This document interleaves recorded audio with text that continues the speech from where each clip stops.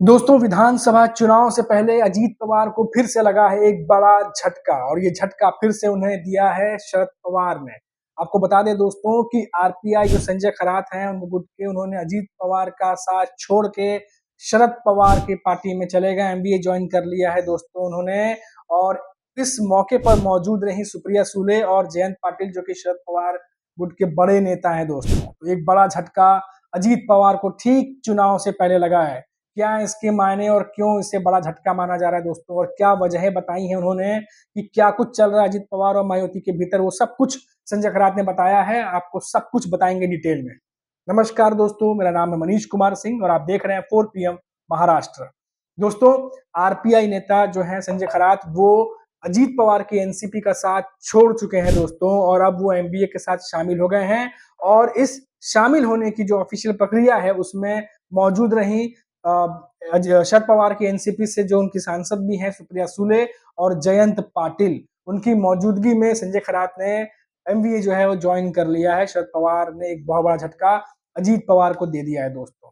और इतना ही नहीं, इस मौके पर जो संजय खरात हैं उन्होंने कुछ वजहें भी बताई हैं कि किन वजहों से उन्होंने अजीत पवार की एनसीपी का साथ छोड़ दिया है दोस्तों। जिसमें से प्रमुख वजह थी वो ये थी कि बाबा साहब अम्बेडकर के स्मारक का उद्घाटन साल 2015 में देश के प्रधानमंत्री नरेंद्र मोदी ने किया था, लेकिन 9 साल बीत जाने के बाद भी वो काम अधूरा है, अब तक पूरा नहीं किया गया, जिसको लेकर के नाराजगी है दोस्तों। और उसके अलावा भी कई सारे ऐसे फंड थे जो इन्हें मिलने थे, जो कि बाबा साहब अम्बेडकर को लेकर के कई सारे प्रोजेक्ट थी उसको आगे बढ़ाने थे, लेकिन वो चीजें नहीं हुई। बल्कि मायावती के भीतर ही जो तमाम बाकी के नेता हैं उनको बिना मांगे फंड मिलते रहे, पर यहाँ पर वो चीजें नहीं हुई और कहीं ना कहीं इन्हें दरकिनार किया गया। और इसीलिए ये बड़ी वजह रही कि अब संजय खरात जो आरपीआई है वो अब एमवीए गठबंधन के साथ में है दोस्तों।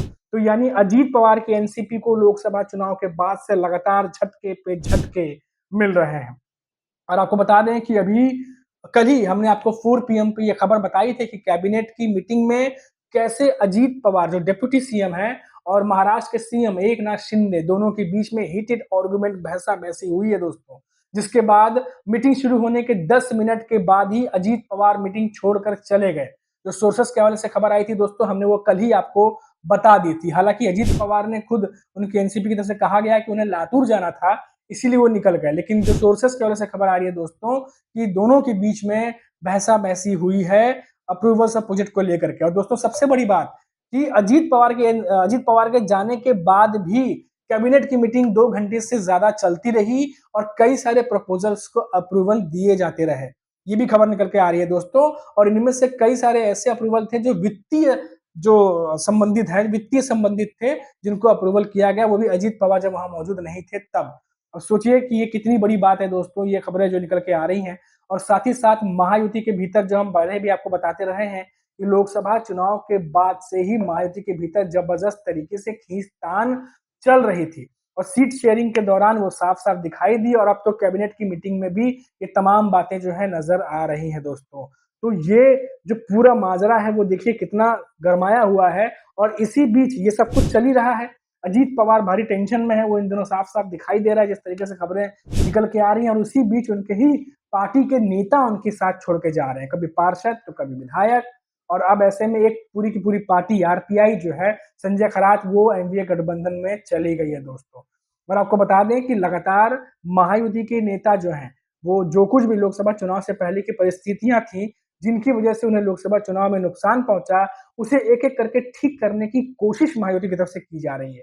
कभी वो स्कीम्स के थ्रू की जा रही है, कभी पैसे बांट के किए जा रहे हैं, कभी लाडली बहन योजना के थ्रू किया जा रहा है।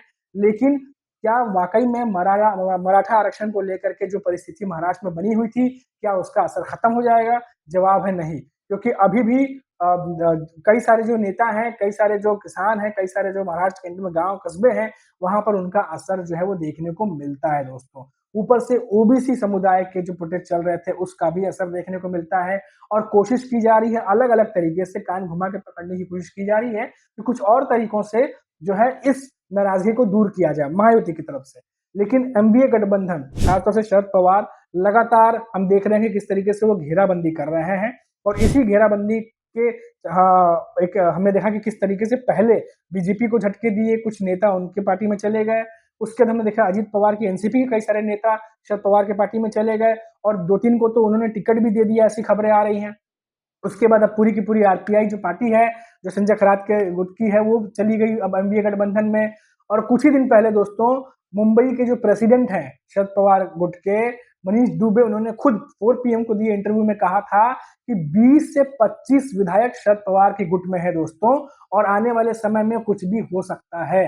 तो ये बहुत बड़ी चीज जो है घटने जा रही है दोस्तों, और एक करके उदाहरण सामने चले आ रहे हैं दोस्तों। और सबसे सबसे इंपॉर्टेंट बात कि ये जो नाराजगी है, आपने देखा कि इसमें इसमें नाम भी किसका लिया उन्होंने, देश के प्रधानमंत्री नरेंद्र मोदी का, जो कि साल 2015 में बाबा साहब अम्बेडकर के पार्क के इनॉग्रेशन उन्होंने किया था, लेकिन 9 साल बाद भी वो काम कंप्लीट नहीं किया गया दोस्तों।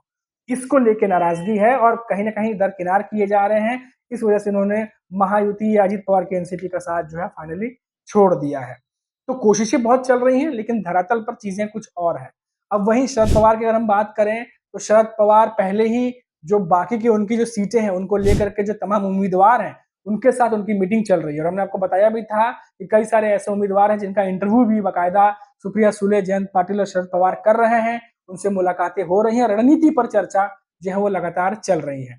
तो ये जो पूरी अपडेट है वो हमने आपको बताई। और सबसे बड़ी बात दोस्तों कि आज दशहरा है और दशहरे के मौके पर एक ऐतिहासिक चीज होने जा रही है दोस्तों। हमेशा से हमने देखा है कि शिवसेना जो है वो दशहरे के मौके पर हमेशा संबोधन करती है और कार्यकर्ताओं के साथ, जनता के साथ।